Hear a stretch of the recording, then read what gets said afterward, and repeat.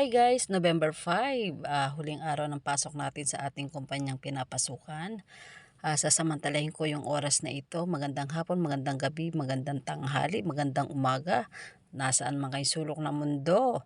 Lubos po akong nagpapasalamat sa kumpanyang ito na sa loob ng 15 years dito ako natutong magpursige. Magmahal sa trabaho at makisama sa mga katrabaho na itinuturing ko na ring pamilya. Maraming salamat sa tiwala, oportunidad at mga aral na aking natutunan.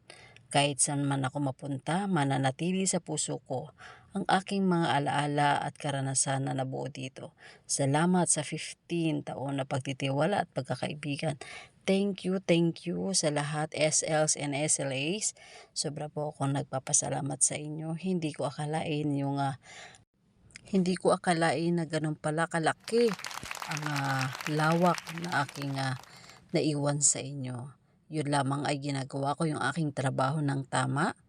Minahal ko po kayo bilang kaibigan, kapatid, ina, lahat advisors. Thank you sa lahat. Hindi ko man kayo mabanggit lahat. Nandito naman po kayo sa puso ko. Mananatiling magandang alaala ang aking nakuha sa inyo. At magkikita-kita pa rin naman po tayo. Dadaan-daan pa rin naman po ako dyan. So lahat po ng inyong binigay sa akin, maliit malaki, yan po ay napakalaking bagay para sa akin. No? Na symbolize po ito ng inyong pagmamahal sa akin. Salamat, salamat. Tapos na ako umiyak, hindi na po ako iiyak. Iyak po yun ng saya dahil ako ay mapupunta rin naman po sa magandang kumpanya. Magkaiba nga lang ang tema nito pero yun pa rin po yun. Alam ko na babaunin ko yung mga natutunan ko dyan sa inyo, sa lahat, sa trabaho. Wala na po akong masabi. Salamat, salamat, salamat po sa inyo.